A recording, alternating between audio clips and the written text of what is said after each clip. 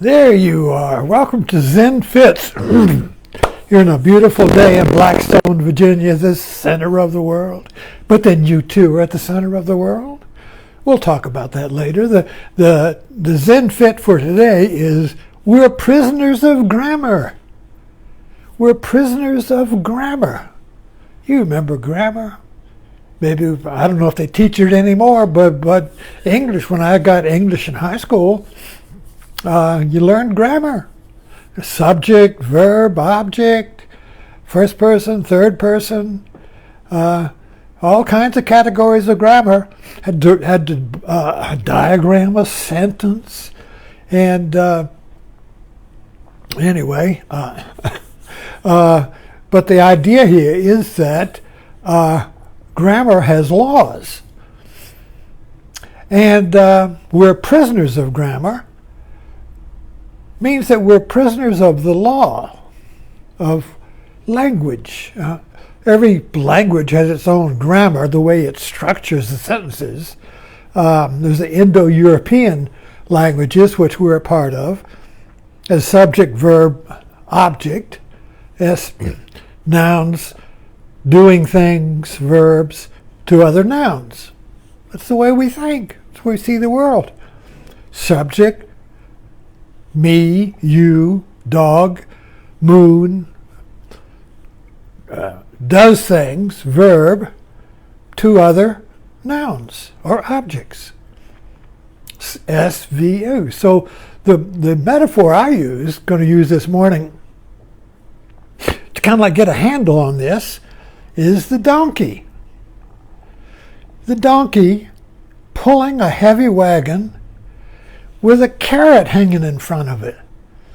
So he moves to get the carrot, and he pulls the weight. So this is kind of like, this is a very popular metaphor. You don't want to be a donkey, or the stupid donkey, you see. The donkey. So let's look, what is the donkey? Metaphorically speaking, I'm not saying you're a real donkey, but metaphorically, which is the way we think here, is that the donkey chases the carrot but never gets it. Kind of like the myth of Sisyphus. Sisyphus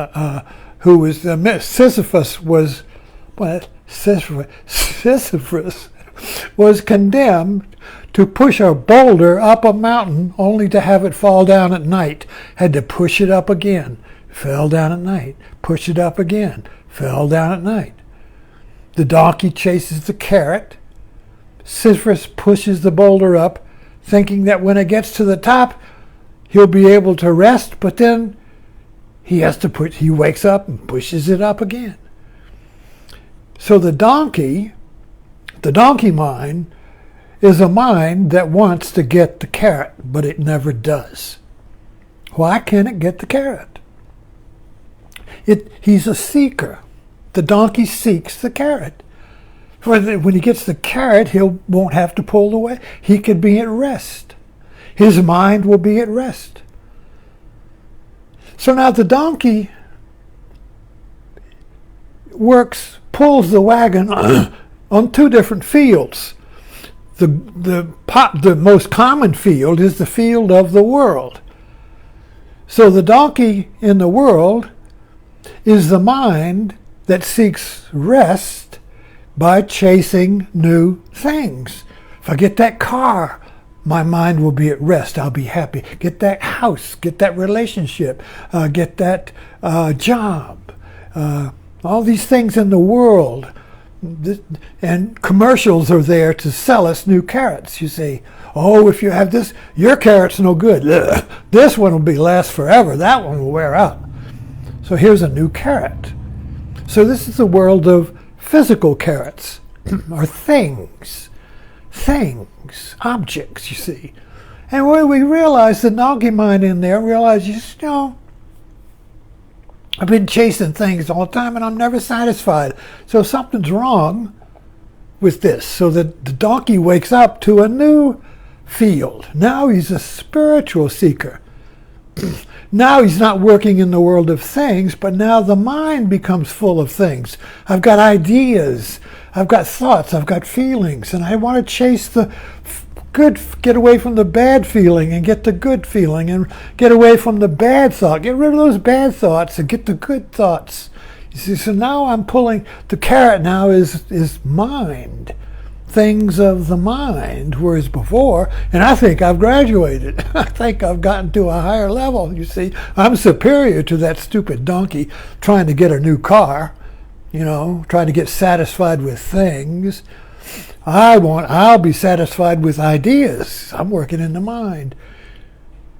But when we look at the structure of it, you see, the law of it, it's the same donkey. It's the same carrot. It's the same wagon. I'm pulling this weight. You see, what is the carrot? So what is the cart of the donkey? You see, it could be its grievances, his regrets, hopes. Hopes are weight. Oh, I want to get to the promised land. I hope. That's a weight. It's the same weight as regret. Oh, I'm sorry I did that. So being sorry I did that and wanting to redeem oneself from the past is just as heavy as hoping to get redeemed in the future. Same carrot, you see. So the donkey moves from the physical plane, chasing things, to chasing ideas, and then at some time the donkey just realizes that it's the same carrot. It's the same chasing. So he begins to question, not the carrot. He begins to question what is the operating system here? What is the law, or what is the trap of both the world and the spiritual world, of the body and the mind?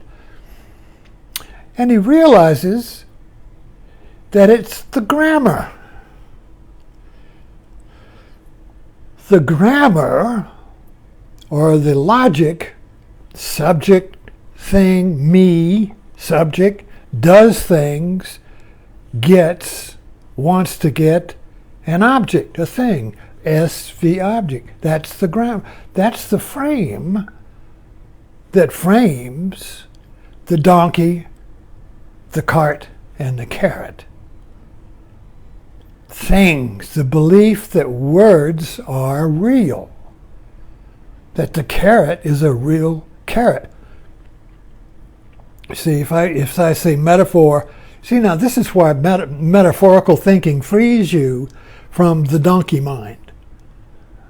Because the donkey mind, if I say stop chasing the carrot, the donkey mind will say, well, I'm not chasing carrots. I mean, why would I chase a carrot? I just go to Walmart and buy one. I don't have to chase it. That's the donkey mind. I run into donkey minds all the time. I'm a donkey mind half the time. I was a donkey mind yesterday. It was so fun, the daylight saving time. I thought of a funny joke, The joke was that I can't tell what time it is, daylight saving. I can't tell what time it is because I don't know which clock I set back. Or I don't know which clock I set forward. I thought that was funny. I don't know what time it is. See, that's absurd. I don't know what time it is because I can't remember which clock I set forward. And I got a ton of people trying to help me. Well, if you looked on your phone, you would see what time it was, dummy.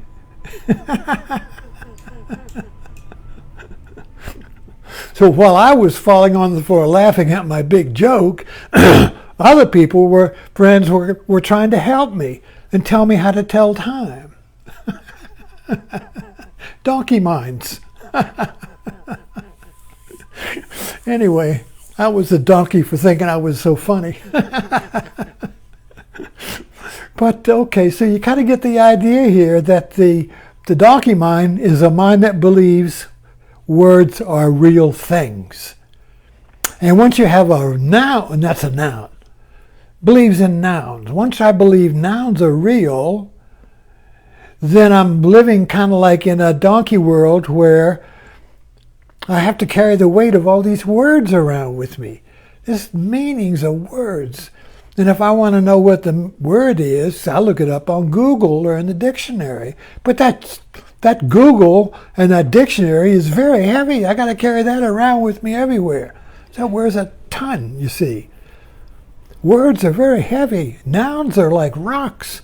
Sisyphus is not pulling a boulder, is a metaphor, you see. He's not pushing a real boulder up the hill. He's pushing a metaphor up there. So the metaphor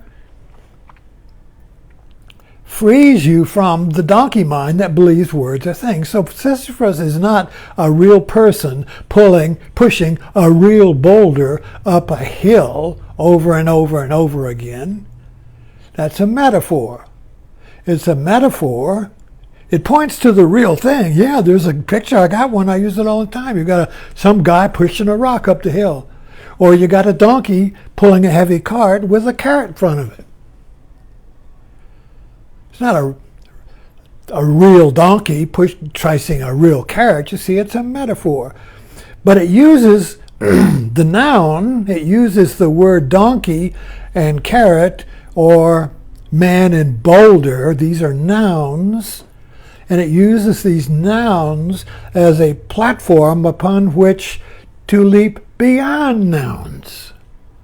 So we have to stand on nouns to leap out of prison. We have to stand on concrete nouns, facts, in order to leap beyond facts, out of the prison of grammar, out of the subject, verb, object, nouns, verbs, prison, you see. So it's through metaphorical thinking that the donkey is freed from being a donkey. See, so metaphorical thinking is liberating thinking because everything is a metaphor. Everything points beyond words. The prisoners in grammar means that words are real. And we see this a literal mind, a fundamentalist mind. A fundamentalist or literal mind believes words are real. So it believes the words of the Bible are actually concrete historical facts. Or Buddhism. Yeah, Buddha was a real person, had a history, got a story, and he's back there in time as a noun. And now I try to understand the teaching Dharma from the framework of the donkey. Yeah, Buddha's a real person. He's back in time. He's a historical person. So everything you say now about Buddha Dharma is framed by that grammar. But what if there is no such thing as a noun? What if the word were transparent? What if the word is transparent? Well, it becomes transparent when you can think metaphorically. So the donkey chasing the carrot, you see, as a metaphor means you use the real noun idea, the donkey and the carrot. You stand on that and you see through it. So who is the donkey? Well, you are the donkey. All metaphors point to you. But unable to see the metaphor and thinking fundamentally or literally, everything points to something over. A donkey points to a donkey. Or I could say, well, a donkey is that, so that, but the metaphor, the liberating use of the words is that all things point to you. I'm the donkey. What an awakening. You suddenly realize you've been chasing this carrot. And just when you think you've got it, it disappears or you eat it and you're still hungry for more carrots. Whether you're seeking Buddha or Jesus or a new car, after you eat the carrot, you're still hungry. So somebody gives you another carrot. Metaphorically speaking, if you see through it, That is Kensho in Buddhism. That is awakening. And it's a shock. It's a bam! Up the side of the head. Slap myself up this. I'm the donkey. The carrot is not real. It's just a word. It's just a noun. Nouns are necessary because I can't go catch a bus if I don't realize that the bus that the noun is a bus. You see? But what bus are you riding on this life? What does that mean? See? Or I'm waiting for the bus. Are you waiting for a real bus? Or are you waiting for the carrot? You see? Waiting for Godot, a play, but waiting for God. So we have to see through words. And that is a realization. That is Zen. Zen is seeing through the concreteness of words into their transparency. And when you go through the word, and when you drop the words, what is there? You. You are not a word. You are not a thing.